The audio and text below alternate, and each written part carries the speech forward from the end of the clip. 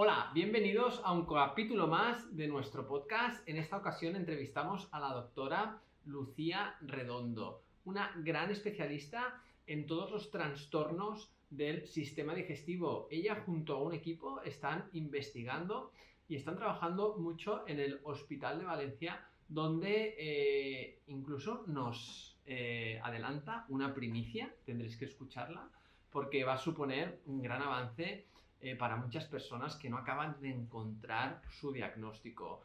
Hablamos con ella sobre todo del SIBO, un trastorno a nivel del sistema del intestino delgado que afecta a muchas personas sin saberlo. Gente que piensa que, oye, yo como saludable, pero mi barriga va fatal. Cada vez que como más sano, estoy peor. De hecho, así nos lo dice Lucía con algunos pacientes suyos.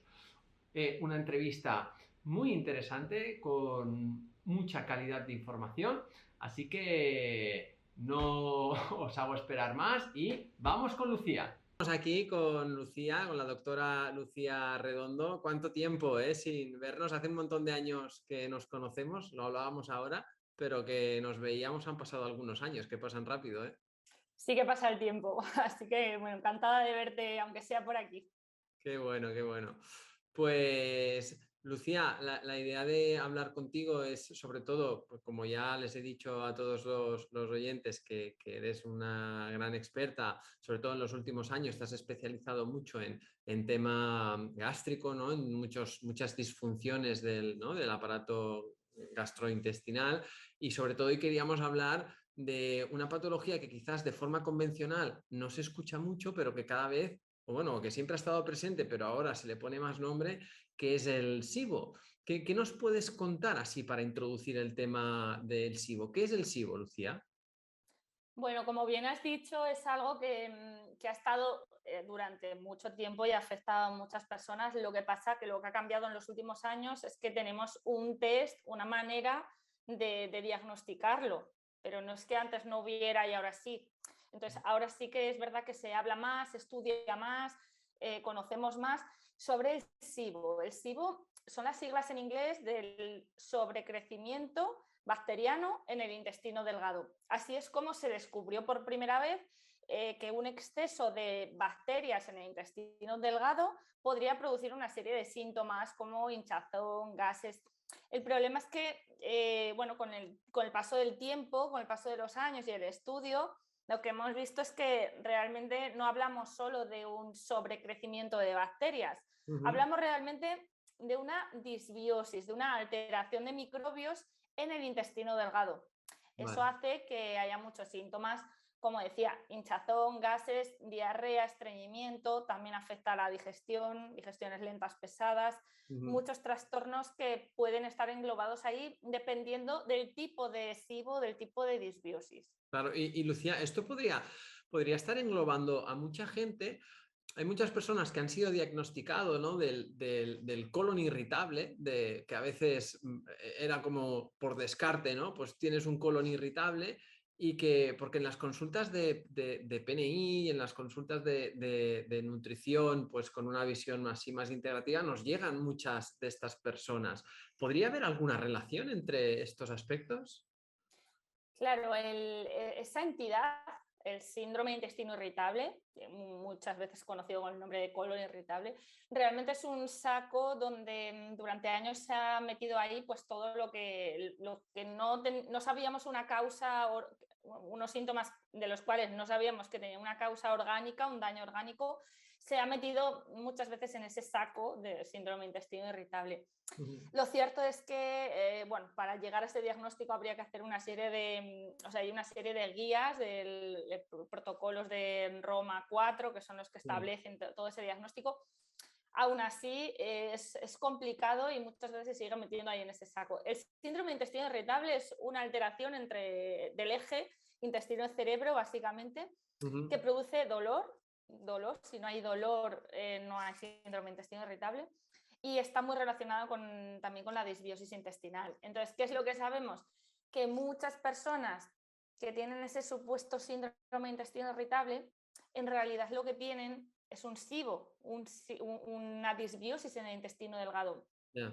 Entonces, sí, en muchas ocasiones esos síndrome de intestino irritables incurables, entre comillas, que se han dejado, ¿no? Se han dejado sin tratar o sin tratamiento, Vale. realmente podrían abordarse desde esta perspectiva. No todos, pero sí una gran parte.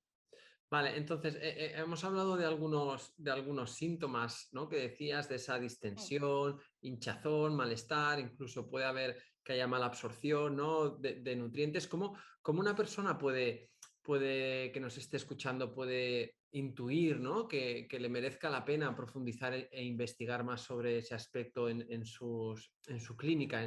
¿Qué puede presentar? Bueno, lo primero, o sea, lo más evidente siempre es esa hinchazón abdominal que va empeorando cada vez que comes. ¿Vale? Es Ujú. muy frecuente, nos llegan muchas personas a consulta, me levanto plana o más o menos bien y a medida que pasa el día, pues la barriga va hinchándose hasta parecer embarazo, hasta que parezcan embarazos, ¿no? Ah, Esas hinchazones y luego, claro, pensemos que como hablamos de una disbiosis, de una alteración de microbios en el intestino delgado, justamente en el intestino delgado es donde se absorben los nutrientes, donde digerimos, absorbemos, donde ocurre todo ese proceso mágico y maravilloso que nos ujú. permite nutrirnos, ¿no? Claro, si ahí hay una alteración de microbios, es fácil que empiecen a haber intolerancias alimentarias. De Ya. hecho, la mayor parte de las intolerancias alimentarias son causadas por un SIBO o por Ujú. una disbiosis. Es fácil, por ejemplo, que te empiece a sentar mal la fruta, sobre todo frutas como la manzana, la pera, el mango, que son Ujú. frutas que tienen mucha fructosa y sorbitol. Entonces, bueno, que vayamos viendo si hay algunos alimentos saludables, sobre todo Ya. los saludables, ¿no? Hay gente que viene a consulta y nos dice, es que cada vez que intento comer más saludable, me hincho más y me siento peor, parece Ujú. contradictorio, ¿no? Ahora me pongo a comer más fruta, más verdura. Justamente son los alimentos que tienen fibras, que tienen elementos como la fructosa, que Claro. llegan al intestino y fermentan mucho y generan mucho gas, ¿no? Mm. E incluso ocurre la paradoja a veces de, no, si yo me como el trozo de pan no me pasa nada, a veces, ¿eh? En cambio, me como una manzana me hincho. ¿Cómo puede ser? Bueno, Ujú. pues es porque hay un problema que hay que solucionar, porque no solo es bueno, pues no como fruta y ya está, no, esa disbiosis puede generar una serie de síntomas extradigestivos. Ya no solo es que se me hinche la barriga, sino que ese SIBO puede estar produciéndote dolores de cabeza, problemas en la piel, de erupciones o picores, Ujú. dolores musculares, articulares, mucho, por ejemplo, síndrome premenstrual en la mujer. En definitiva, muchos síntomas extradigestivos Ya. relacionados muchas veces con la inflamación crónica de bajo grado y también muchos síntomas a nivel psicológico, a nivel mental. Es muy frecuente pues, la tendencia a la ansiedad, a la depresión, el estado anímico bajo. Y Lucía, porque dentro del SIBO también podemos encontrar diferentes tipos, ¿no? Según cuál sea ese tipo de microorganismo que haya proliferado más, que también pueden presentar una clínica diferente, ¿no? Vemos o leemos que hay SIBO puede producir más estreñimiento, si es por un exceso de metano, o más en plan diarrea, pues si es otro tipo de, ¿no? de hidrógeno, incluso Mm. mezclado, ¿no? ¿Cómo nos podemos encontrar los dos? O sea, es muy diversa. ¿Es todo tan blanco o negro o se mezclan muchas cosas? Porque luego también está el tema de personas diagnosticadas con intolerancia a la fructosa o al sorbitol o a la lactosa, ¿no? ¿No? Hay como un pupurri de muchas cosas que a veces pues, a la gente le cuesta aclararlo, ¿no? Mm. Bueno, lo primero es entender que la base de esas intolerancias suele ser el SIBO o la disbiosis. Es decir, que a veces, por ejemplo, nosotros en IBADI, yo trabajo en IBADI en un centro médico, Ujú. en un Instituto Valenciano Digestivo, que estamos en el Hospital de la Salud en Valencia, y somos un equipo con médicos digestivos y muy dedicados al tratamiento del SIBO. Ujú. Por ejemplo, nosotros antiguamente sí que utilizábamos mucho este tipo de test de intolerancia a la fructosa, sorbitol y demás. Realmente cada vez menos los usamos porque utilizamos el test del SIBO y, bueno, y otros métodos diagnósticos, pero los bueno, más de siempre, de toda la vida. ¿Pero por qué? Porque realmente Para el test de si SIBO, Lucía, ¿qué test estáis haciendo ahora ahí? El test de SIBO, el que te Hidrógeno. analiza hidrógeno y metano. Metano expirado, ¿no? Sí, sí. ¿Y El test de aire expirado. qué sustrato dais para detectar el gas? O... En el SIBO estamos utilizando o lactulosa o lactitol, Vale. uno de los dos, ¿vale? Vale. Siempre son los que utilizamos.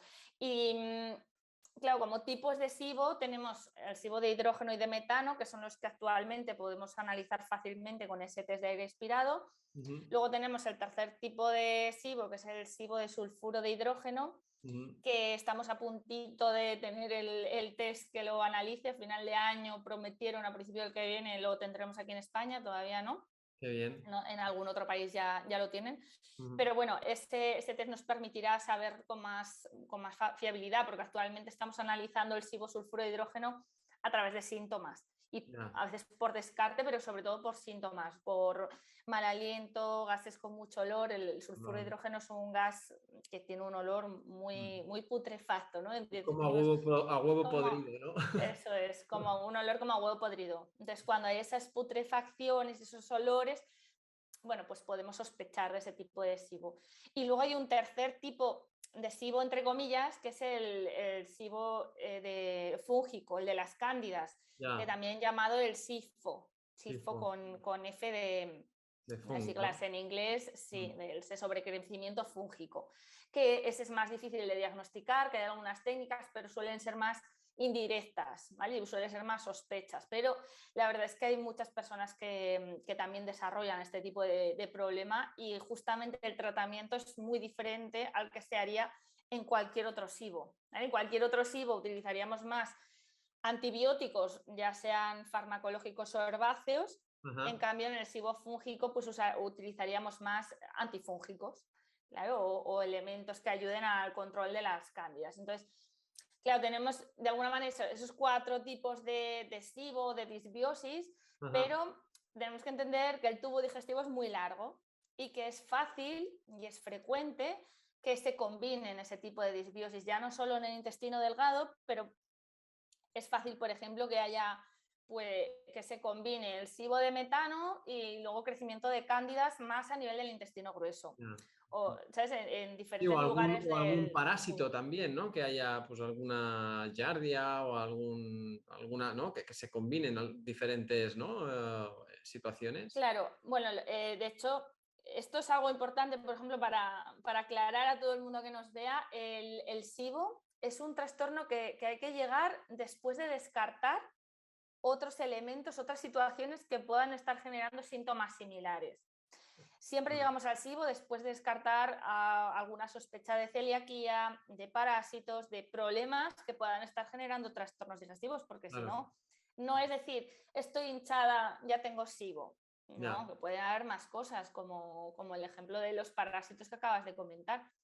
De hecho, mira, en Ibadi, y esto lo cuento un poco a primicia porque todavía no lo hemos publicado en ningún sitio, pero publicado, pues comentado en ningún sitio todavía.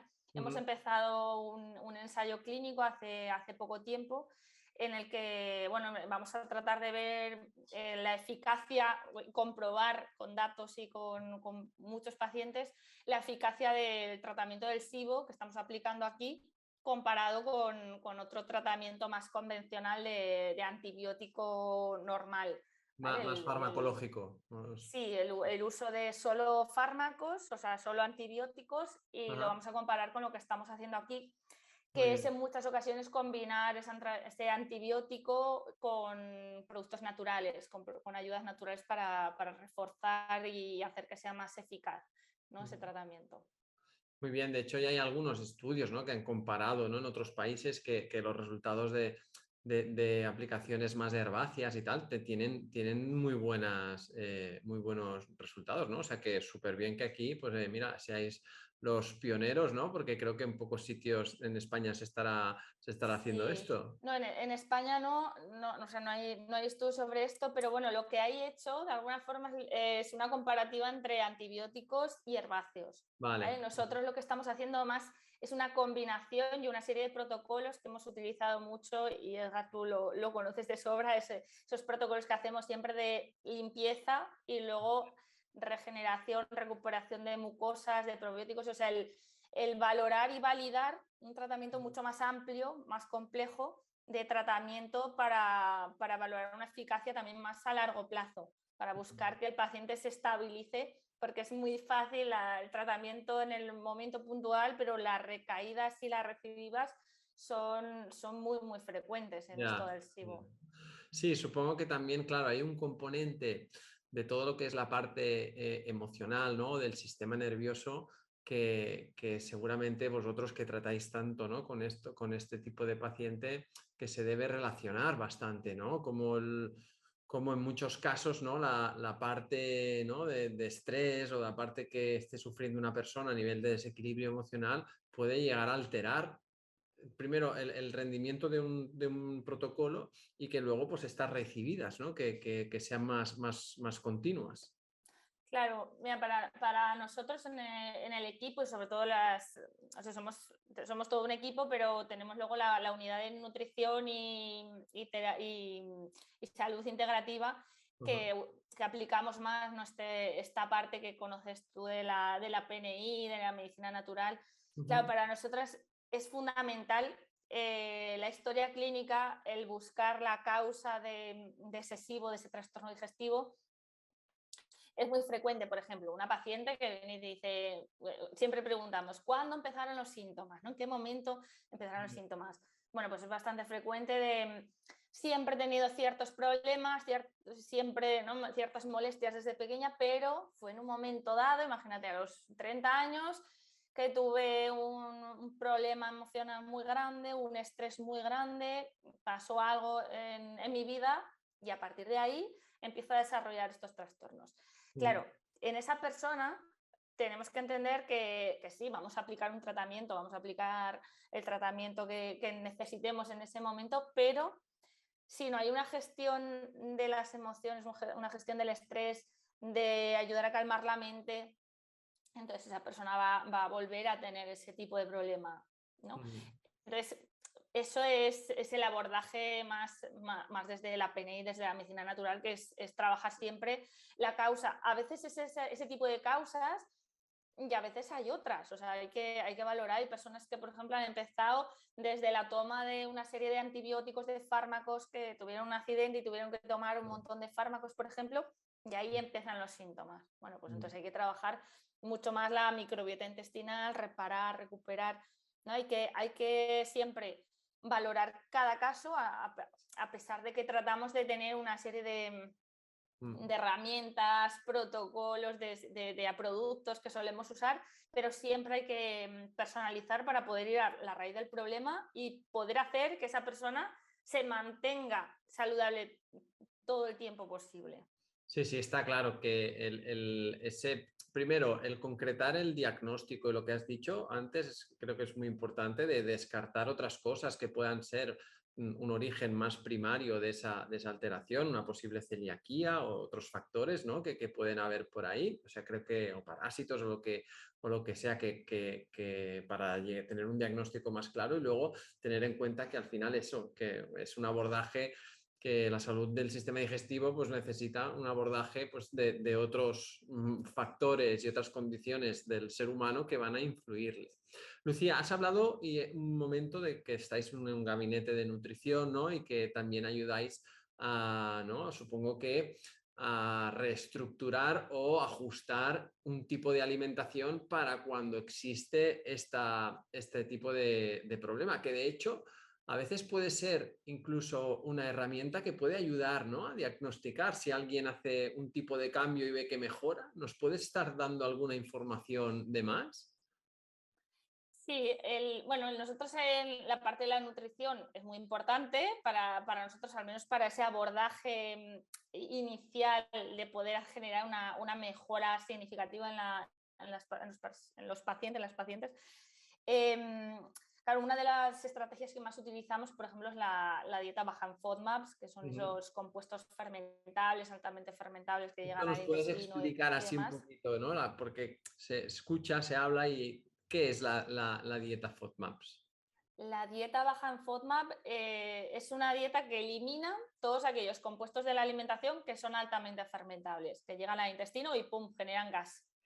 Entonces lo retiras durante un tiempo de la alimentación y si realmente el problema es SIBO, SIBO sobre todo SIBO de metano, SIBO de hidrógeno, los pacientes mejoran. Los alimentos que son ricos en FODMAP, es decir, los que eliminamos de la dieta, suelen ser, pues hay diferentes frutas, como las que decía antes de la manzana, la pera, luego algunas verduras como la alcachofa, las crucíferas, los espárragos, ¿vale? Diferentes hortalizas, luego el trigo, la cebada, el centeno, los lácteos, retiramos una serie de alimentos que muchos de ellos son saludables, como las frutas y verduras que comentábamos, pero siempre con la mentalidad y teniendo en cuenta que es una herramienta terapéutica durante un tiempo y después tenemos que reintroducirnos. Normalmente pues podemos hacer 6 semanas o dependiendo de cada caso, ¿eh? Pero luego siempre a la siguiente consulta, a la siguiente visita, tratamos de reincorporar esos alimentos de manera controlada. Fíjate, si haces una dieta baja en FODMAP y no mejoran los síntomas, es probable que haya alguna otra causa, algún otro problema detrás que no has localizado o identificado. Por ejemplo, yo tengo una paciente, que ahora que la voy a tener esta tarde justamente, por eso me viene ahora a la cabeza, haciendo una dieta baja en FODMAP, no mejoraba, o sea, mejoraba un poquito de nada, pero no, o sea, tiene que haber una mejora significativa y cuando la gente mejora es un cambio brutal. Y bueno, simplemente hemos hecho un análisis en este caso de parásitos por PCR y han aparecido 2 parásitos que tienen mucho, bueno, que tienen mucho sentido con lo que le pasa y ahora pues bueno, ya tenemos un abordaje diferente, ¿no?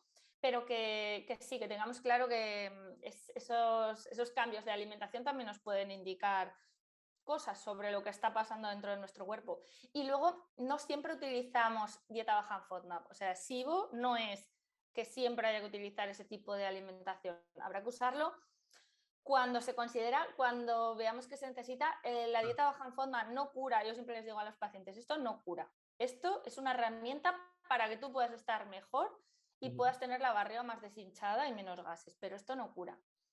Luego, también dependiendo del tipo de SIBO, por ejemplo, si realmente se sospecha de un SIBO de sulfuro de hidrógeno, lo que aplicamos más es un tipo de alimentación baja en compuestos azufrados, que sería diferente, es una película diferente. Y en el caso de que se sospeche cándidas, pues se aplica o se trata de aplicar una alimentación más controlada en hidratos de carbono. O sea, sería un poquito el abordaje en función de esto. Luego hay que individualizar en cada persona, en cada momento. Hay personas, por lo que decías, Edgar, de la parte más psicológica, de trastornos de trastornos de la conducta, de ansiedad, en los que apenas hay que hacer cambios porque no conviene, porque a lo mejor en ese momento esa persona, si tú le puedes hacer una dieta baja en FODMAP, a lo mejor le genera un estrés más grande del que ya tiene. Entonces, como la dieta baja en FODMAP no cura, pues a veces hay que valorar si conviene o si no, o si simplemente empezamos a tratar y a lo mejor el proceso será un poquito más lento, pero a esa persona le va a ir mejor ese plan. Bien, lo importante que es tener relacionado, Lucía, todos estos aspectos de la salud de una persona para al final tenerlos en cuenta y individualizar muchísimo los protocolos de intervención para tener con ellos pues las máximas posibilidades de mejora. Lucía, es un placer, la verdad, hablar contigo. Me pasaría horas escuchándote porque eres un auténtico pozo sin fondo de sabiduría y me encanta cómo investigáis, cómo buscáis siempre, ¿no? esa veracidad, ¿no? Y esa información con contraste, con sustento. Así que un placer. ¿Dónde podemos o dónde la gente que nos escucha, Lucía, puede tener más noticias de ti o de lo que estáis haciendo o más información? ¿Qué nos puedes decir? Pues en mi página web, redondocuevas.es, es fácil de recordar mis apellidos, ahí está todo explicadito. Lo que hago, lo que hacemos y demás, sí. Muy bien. Espero que nos veamos pronto, que sea presencialmente, que hace ya mucho, como decíamos, que no. Y nada, hasta la próxima. Gracias, Edgar. Gracias. Adiós, adiós. Hasta luego. Cada domingo estaré contigo de nuevo para ofrecerte un nuevo capítulo de nuestro podcast Ayuners. Si quieres apoyar este podcast y ayudarnos a crear más contenido como este, nos ayudaría muchísimo que nos dejes una reseña de 5 estrellas en iTunes, Spotify, iVoox o donde quiera que nos escuches. La información de este podcast es meramente informativa y divulgativa, que en ningún momento pretendemos ni diagnosticar ni tratar a ninguna persona. Recuerda que la responsabilidad sobre tu salud recae principalmente en ti y en aquellos profesionales sanitarios que conocen tu caso y pueden tratarte de forma individual.